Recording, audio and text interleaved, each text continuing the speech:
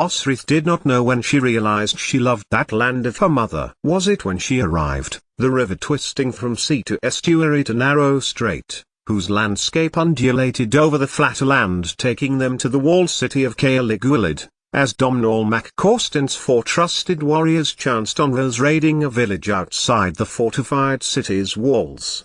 Was it the wide Idun valley, wombed by rounded mountains, contesting with the angular rocks at Dulriada? Was it when she had found her family, that of her mother, Jaitha, in the monastery's scriptorium, noblest bisected as now poor Mercia was, ruled by Northumbria and Strathclyde?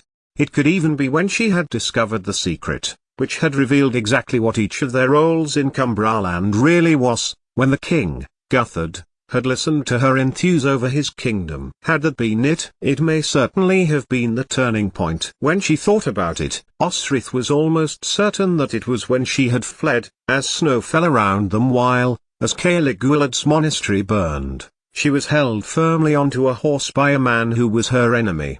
But, of Grioghair, Osrith knew exactly when it was she suspected him of treachery, and that was the first moment he boarded the ship with them bound for Cumbraland.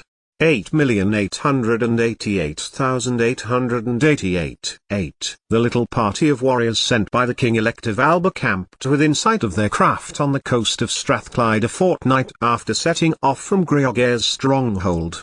From there, though the evening was drawing in fast, Osrith could see the lower land on which Caerleguilid sat, surrounded protectively by water and low hills, the Idun River bisecting it north and south. They had camped all along the Cymric Peninsula, once Tagged had told them, as their journey inched southwards, and had not attracted much attention from the indigenous population. Apart from the second night when, beyond the monastery of Wythorn they had rested, 2 young Strathclyde Cymric had chanced on them, and they chased the boys off. Their traverse down the coast had been uneventful. Now, a line of horse were riding quickly towards Caerleguilid, and Osrith followed them with her eyes as they took a path beside the river. "Hurry with the Coy Inanash!" Osrith heard Fergus shout, and she turned away from the old city built by the Latins, her mother's birthplace, and strode quickly to where he and Tagged had coaxed a fire into life behind a derelict stone wall. "Rivers," Grioghair said, who was looking in the same direction, as he took one from the brace of rabbits from Osrith, lying it on its back and split it from throat to tail. Beside him, Osrith knelt, did the same to the other with the short blade knife Tagged had proffered. Inside a pot, Fergus was stirring a liquid probably containing onions and roots, just waiting for the rabbit flesh to join it. Osrith glanced across to Grioghair, who was, very efficiently, jointing the animal under his hand. Since the night at the Caerleguilid stronghold, he had not once touched her, spoken to her disrespectfully, or spoken much to her at all. He was with them, Osrith knew, as Domhnall's diplomat to King Guthred of Cumbraland, and she was there to spy. Perhaps he was contemplating the journey to the kingdom. Osrith was contemplating it too. Her mother Jaitha, born of Urien's line. Urien, she knew, had been a king of the Rst long ago, who had opposed the Anglesida, her ancestor, at Lindisfarne, but had been betrayed by the king of the Picts. Jaitha had been born and grew up in Caerleguilid, her whispered half-stories to Osrith, when she was a child and still Edra, and being forbidden by Elfric from communicating with her daughter, had flourished again in her mind like dormant plants in spring when she had read at Iona the poem his Sinchai, Talakan, his poet, had written. Why Godidine, it had been called, and without Urien, assassinated by the king of the Picts, the Cymric, drunk at Ketterich, their enemy before them, had been defeated. Yet, the Cymric of Rst still lived, as peasants, as land workers, supporting the monastery and palace at Caerleguilid. Like many old royal families, some branches had petered out to leave princes and princesses as lords and ladies, and then to minor nobility, then shawls. It was from such a family Jaitha had come, marrying her father Uhtred of House Iding at Bibbenberg, and then, when he had died at Eofwick and her brother Uhtred taken, her uncle, Jaitha of the Rst had then died in childbirth with Elfric's son, whom he had also called Uhtred. Not only would she be spying for Domhnall, Osrith considered, she would be spying for herself. Osrith looked at the rabbit again, considering how to skin it, her mind drifting back to Dund. She had scorned Tagged, whom the Cybe were as real as the sun and the moon, and she was sorry for it. It was he who had warned Osrith when she had told him she had felt the Cybe, that there was danger, and now, far away from the lofty mountains and plunging gleens, she could still feel the Morrigan, Queen of the Cybe, touching her mind. Was she warning her, or scolding her? Now they were away from Alba and in sight of Caerlig Gwylyd. The spirits of the hills and valleys of Dol Riada seemed far from her, yet the Morrigan remained. She could not help feel something for Constantine, for the pleasure he had given to her body in the obtaining of his own in the stables the night before they had left. Yet, she could not be any more than a mistress to him, for he was to marry Mary. Perhaps the Morrigan had been telling her something such as that, something she did not wish to acknowledge, or to forget Constantine and look to another someone. Not Senid, Domhnall's general, though Osrith had dreamed many happy thoughts with the head warrior's lean, pale face in her mind, but someone else. Osrith dived into the hip of the rabbit as Greogair had done, skinning it easily. She tried to joint it, but the tendons were tough, and she took Tagged's blade to it clumsily, only stopping when she had slipped it into her left palm. "Here," Tagged said, sympathetically, taking the knife from her hand as she sucked on her wound, close to her long-ago arrow scar. "Let me show you." And Osrith watched as her hand-wed husband cut along the backbone, then the chest, making 4 segments from the flesh, before removing the stakes from the skin and the rest of the animal's internal organs. "Best bury it," Fergus advised, leaning past Osrith, "in case anyone is following us." "Who would be following us?" Tagged shot back as Fergus scooped up the rabbit flesh into his hands before dropping it carefully into the boiling water. But, as Greogair stirred their supper, Fergus began making a hole in the ground by his left knee.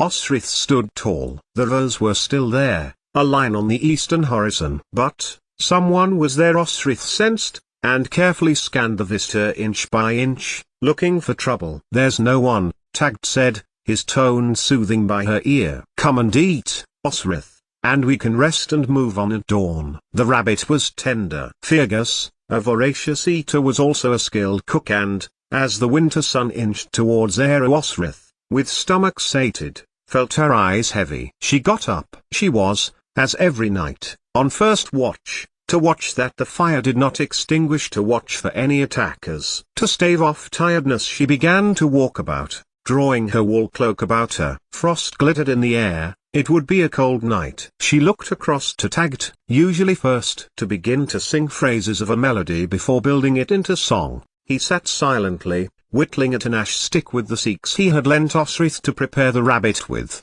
Maybe he sensed what she sensed, Osrith thought, as she frowned towards Caerlig Gwylyd, and she paused, the wind licking around her neck as the setting sun picked out the undulating southeast landscape. The line of rose had gone from view now, but evidence they had raided came as Osrith spotted plumes of grey not far from the twinkling river, signalling not Norse nor Dane attack but the age-old rivalry of cattle and barn raiding. Greogair, who had been to the city before, had told them the Roman stone walls, now utilized by the descendants of the people the Romans had wished to exclude, were enough to keep them out, but the attackers, mutual land pirates who roamed the border between Cumbraland and Strathclyde, harried the peasant villages without Caerlig Gwylyd instead. The air began to chill as the sun set. Osrith threw some lighter wood onto the fire, which ate it as hungrily as she had the coney. "They will not invade Caerlig Gwylyd," Greogair MacDougall said, repeating again the words of the previous 2 nights. "You know this because?" ventured Fergus, the same question he had put to Greogair for the previous 2 nights. Osrith paused, for Greogair had, unusually, began to elaborate. "I have had dealings with Guthard before. He hates the Strathclydians." He threw the empty bone of the rabbit on which he had been gnawing past Osrith and into the fire. "Eochaid held him as a slave for years." "And now he is king?" asked Osrith. In the fast-growing darkness, Greogair looked at her, impassively. "The blessed scent of your country, Cuthbert, appeared in a dream to Eofu ex-bishop, showing him the face of this man. son of the famous Dane Hearthknut. Ha, he added, reaching for his spring-replenished water skin. Osrith stopped pacing Fergus and Tag drew towards him, eyes on Domhnall's man. The bishop picked from the retinue an entirely different man, one who had, in fact, liberated Guthred son of Hearthknut from bondage. But, it was resolved. King Guthred is to be at Caerligwylid this Advent. And he is usually at Eoferwick? Osrith asked. Yes. He and his wife, the daughter of the late Saxon king of Eoferwick, reside in that city. But they rule all of Northumbria. All of Northumbria? Osrith's silent mind asked, doubtfully. They had been away a time from any news-busy monastery, yet she was certain she would know that her uncle was dead. For dead he would have to be, for B would never willingly hand over Bibbenberg or its lands to a king in Eoferwick, Danish nor Saxon. Besides, Danes vied with Norse for land here. Even at the time of her ancestor, Oswald, Northumbria was two kingdoms, Bernicia and Dirria, and neither Oswald of Bernicia nor Edwin of Dirria could claim they truly ruled their own kingdoms, either, as invasions came from Pitland, Mercia, Eat Anglia and even Kent. There was silence from Greogair after that, as darkness enclosed around them. At length, Osrith recognized both Tag's and Fergus's sleep-breathing. Greogair's eventually joined them. But Osrith still felt uneasy. Osrith curled her hand around Bue's hilt as she stood, staring in the direction of their destination. The moon began to rise, gibbous, and it picked out the city, its river glimmering like a giant eel stretching languidly through it. You are to spy, use your languages, Domhnall had told her. She paced around the fire, adding a branch from the meager pile that they had gathered that evening, which provoked the fire to life. They would sail up that eel, they would stop at the monastery which, like Culde's, stood adjacent to major riverbank. Osrith shivered, glancing sorrowfully over her shoulder. To the north now, post the traditional season of warfare, Domhnall intended to attack Eochaid and force him from the Pictish throne. How she would be there, Osrith thought, woefully. To fight beside her king, beside Constantine and Domhnall, to fight for Domhnall, protect him, listen to the strategy as Sained stood before the soldiers, inspiring them with words of courage and honor, and dash. A crack behind her made Osrith turn on the balls of her feet. Bue was withdrawn and aloft as she listened. A breath near her shoulder caused her to thrust her blade towards it. But a hand caught her wrist as warm breath huffed words near her ear. Did you hear it too? Osrith pulled back roughly, refusing to remember how he had tried to seduce her, and she felt Greogair yield, letting her go, and shifted next to her. Osrith took a step away, frowning into the darkness. It was not the first time she had raised her sword to Greogair MacDougall. It had not been the first time he had crept about at night. Their job was to protect Greogair under banner of truce. It would defeat their reason of going to Caerligwylid. It would be no good if she murdered him by mistake in the dark, even if he was creeping around trying not to be here. There, Osrith whispered back, night awareness overriding suspicion as they both stalked towards the crunch. Then, a shadow moved in the spinney of trees a little away from the camp. Osrith looked behind her, then turned back suddenly, thrusting Bue into the body she knew would be there. A heavy body thumped to the ground by her feet and, to be sure, Osrith thrust Bue into it. A clash of steel behind her told Osrith that Greogair had engaged another foe, and she turned to help, aware now of the feet running towards them from the camp. Tagged was to her right and Fergus was circling behind Greogair. The gibbous moon illuminated the scene as Greogair fought the attacker, until finally bringing him to his knees, plunging his sword between the shoulder blades. In the moonlight, Osrith saw the last breath of the man as he huffed it, slowly, into the cold night air. All four of the warriors stood apart, alert, waiting to see if these were alone or part of a larger group. Osrith could hear nothing, except her own heart beating, and, now the exertion had drained her adrenaline, she felt an overwhelming tiredness. As if sensing her dullness, Tagged spoke close to her ear, making her jump, and he put his hand on her wrist to stop her from instinctively thrusting her blade to him. Come, rest. We will keep watch now. And, sleep she did, for when Osrith opened her eyes it was to a vista of grey. The two bodies which they had overcome the night before lay where they had fallen, morning mist wrapping itself around the corpses as though their spirits were being taken from the lifeless bodies. She looked harder, noting the leather straps up their legs, and long, braided red-brown hair. They were young, almost boys, and probably had seen their fire and thought they would chance on them. They did not consider that whoever had a fire out in winter by the coast might be hardier, stronger than them. She sighed as she got to her feet, the tiredness of the night still with her and knowing she must overcome it for when they rode down the Idun that day.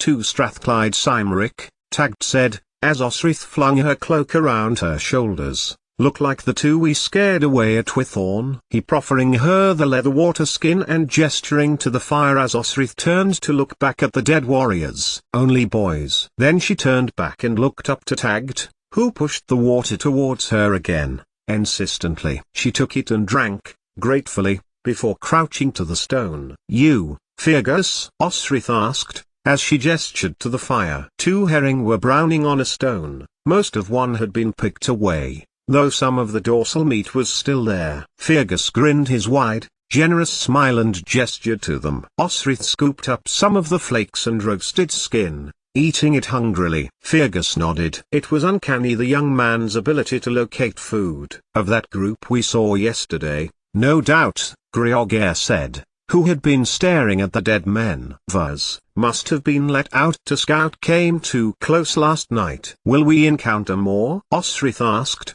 drinking the spring water, fresh. She noticed. Clearly Fergus, or Tagged had spent the morning provisioning. "Unlikely," Grioghair replied. "They prefer to attack overland. They could have tracked us since last time. Caeligwylid is a rich target." He glanced at the two warriors. "They saw our fire and thought they'd chance us for valuables." Tagged insist they bury the Cymric boys, so, after brief prayers in Gaelish, and then Grioghair's slow Cymric, all four warriors strode to where the boat, swinging impatiently against its rope, was moored, and soon their craft was out on wide open sea heading to the narrowing channel which was the Idun estuary.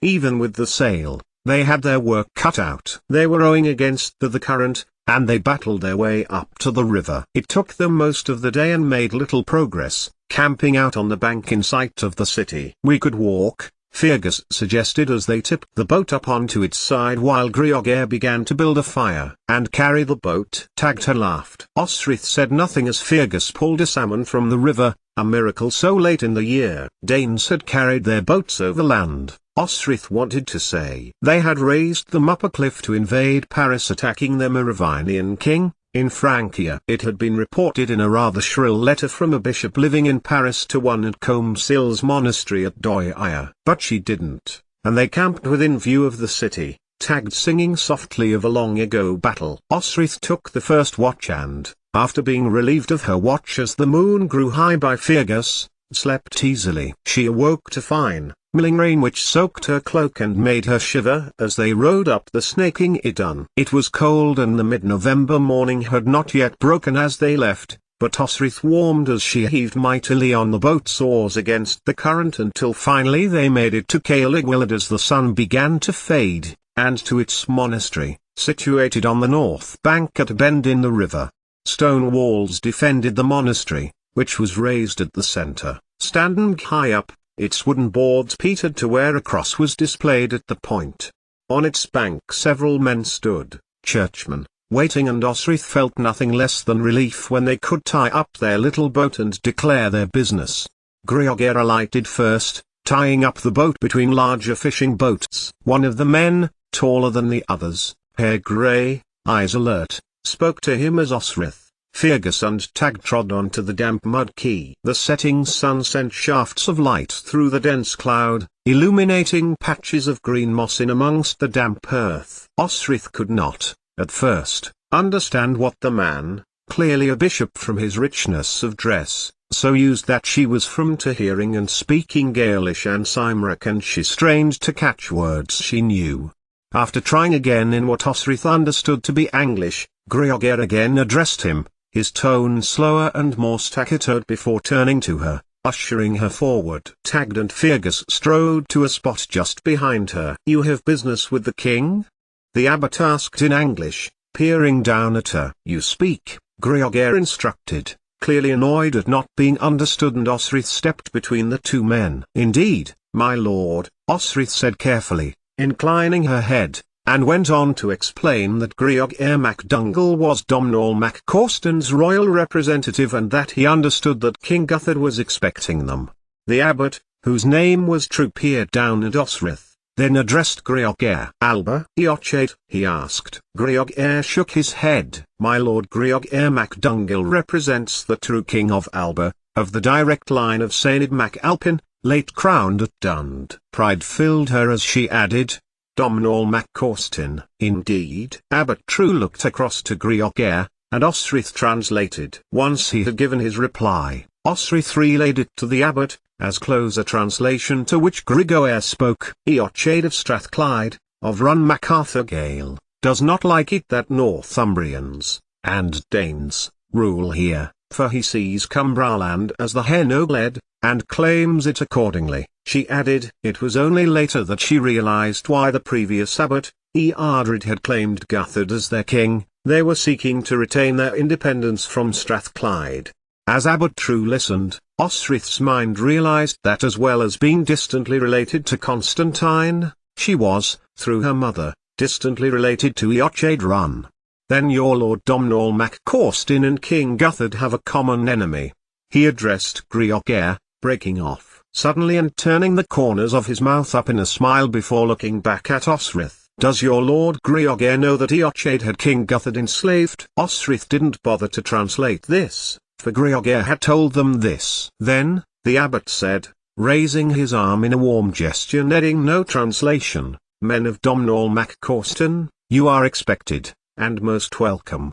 88,888,888. The fire crackled in a large, central pit in the monastery's hall, and Grioghair was escorted into it. The three warriors followed behind and were shown to a long, thin table in a corner where junior monks were consuming bread and ale. They shuffled down to make room for them, and Osrith was glad she was near the end of the table, for her clothes were beginning to dry out from the updrafts of hot ore from the fire. But they were near enough to hear Grioghair, and another priest, who clearly knew Cymric, for he was translating for Grioghair and Abbot True. "The king not here at present," she heard the man translate for the bishop, as two maids brought them food. Slaves were freed in the coast, at Girham, Osrith thought as she thought about the place on the southern east coast of Bernicia, an issue which concerned Alfred of the West Saxons enough to send men to intercept this particular slaver. Osrith dropped her ale cup onto the table board as her mind filled with a jumble of ideas at once. She fought to untangle them. "Alfred of Wessex from Winchester?" "Here," laughed Tagged, "I'll have it. If you don't want it." She smiled at him, passed it over. Tagged smiled back, giving her the water skin. It was almost full and she drank, gratefully. Winchester. She thought of her brother. That was where he had last been heard of. Monks' epistles to one another were invariably out of date, but still, the last time she had heard of him was at Iona, when they had returned from Doia. It meant he was there at least that summer. He had never come back for her, though. Had he remained serving the Saxon king in Wessex all that time? Yet Alfred had business in Northumbria. What business could that have been? The slaver, obviously, but why? Slavers travelled every day around the coasts of the country. Why travel all that way just for that particular one? With warriors, come in Osrith, eat your bread. We need to know what these sconers are saying. They say you smell and sing out of tune, Tagged of Doia, she retorted, grinning, then asked the monk sitting next to Fergus. They ask, "Did we bring the northern monsters with us?" she translated. Tagged grinned. "Just ourselves," he replied. "What is that in English?" Osrith told him. It was strange to think, Osrith considered, as the evening conversation continued, the junior monks conversing in a disjointed manner with Tagged and Fergus, with Osrith translating, that even though Strathclyde lay just above the Solway, and it had been a kingdom made of both Strathclyde and Cumbraland, that they were so different. 3. Tagged said, to a monk opposite. When he didn't reply, he nudged Osrith. 3 apples, she said, patiently translating, while casting a glance over to Griogère. What she really wanted to do was to listen to the equally disjointed conversation between Abbot True and Griogère, but she noticed the priest who had been translating had gone, and Griogère was eating alone, silently. Guthard, she heard one monk say, and jerked her head back at an answer to Fergus's one-word question of, "King?" The blessed St. Cuthbert appeared in a dream to the abbot's predecessor in a dream, the monk continued, earnestly. He looked a little like Indra, black-haired, pointed face. And she forced her mind away from what they had done in the monastery scriptorium that one morning. St. Cuthbert, Osrith wondered, aloud. Northumbria's most blessed of saints, whose body was on a mobile pilgrimage to prevent the relics being destroyed by the pagan Norse or Danes, had been to Caerliguilid, and the king had been, the monk continued, humbled by his presence.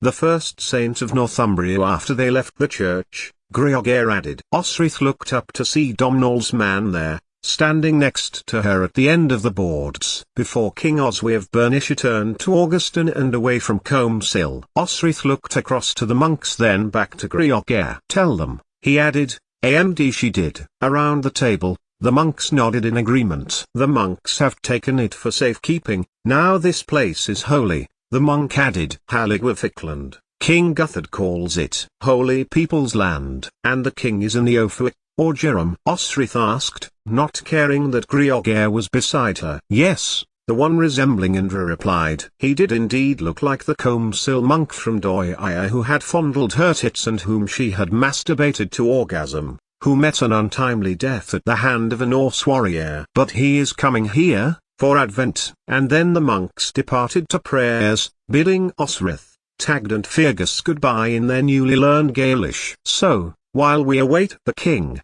Griogère said, looking at Osrith a little too long, you are to be part of the household at the monastery. And that included the monastery's scriptorium, Osrith told herself, as they crossed the frost-hardened mud to the hayloft above the stables, to sleep, at last, under a roof and away, at last, from Griogère.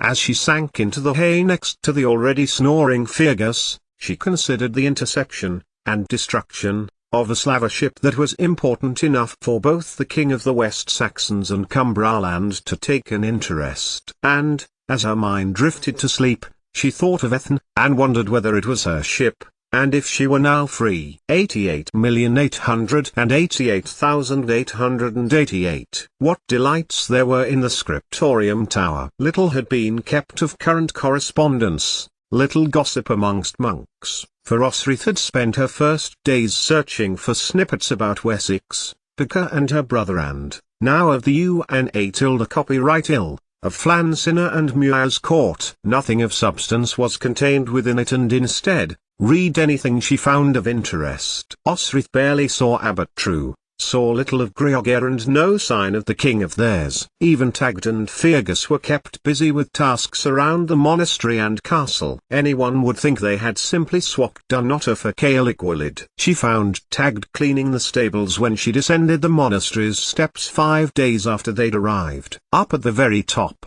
where the library was situated, the air was cold and crisp, and it made the scenery around them clear. Osrith stared over to what was now Strathclyde Cymric territory, surveying the high, blue-grey land. Then she read the bound manuscripts again. What's the matter? Tagd asked, when he encountered Osrith's unusually flushed and animated face. Born on St. Brendan's Day, Osrith recited to him, in Gaelish, hoping it would do, and will sail to St. Brendan's Isle. Tagd leaned his shovel against the wall of the stable. Warm air curled from the pile of used straw by the entrance. Who is St. Brendan? She asked him, for it had been a revelation to Osrith that her ancestor Oswy, brother of Oswald and father to Osrith, had married Runulf, of Urien Eversh's line, and he had been born on Street Brendan's Day, centuries before. Did Oswy go to Street Brendan's Isle? She had found no evidence either way, nor had she found much of anything that might constitute anything she supposed Domhnall might use. Tagd told her a long story about a priest who had determined to sail west and find the land beyond Tananag, and the lands and people and creatures he found. Brendan the navigator, he concluded, then asked where Osrith had read it. I was just reading about a princess of here, Osrith continued, who married a king of Bernicia, Northumbria. Really? Is that so? Tagged asked, smiling. In fact, kings of Bernicia came all the way to Arion, in exile, as their uncle took the whole land. Edwin, Osrith said. It must be the same kings. Oswald, and Oswy. Tagged nodded. It was a story my grandfather told me, he added, the afternoon light dipping behind a cloud. You told it at Tara, Osrith remembered, the connection to herself strengthening as she remembered that balmy, summer night when Flansinna had been crowned, when all was happy and easy and alive. She smiled at Tagged. You said Oswy married the daughter of the UNA tilde copyright Hill King, she added. Gormlath, that was her name, was it not? Fina, Tagged replied, non-committally. No, Osrith pressed slyly, it is Tagged of Doia who wished to know Princess Gormlath intimately. Tagged said nothing, but grinned at her, then continued to sweep the stable. After just a few days she had found out such a lot. Half her family were of Rst, of the Henoled, the other half were of Bernicia. But now, Rst was split, half absorbed by into Strathclyde, the other, Northumbria. When Res came, they were simply fighting their own ancestral countryfolk, fellow Cymri. Osrith crossed to one of the support beams where another rake stood. Fergus,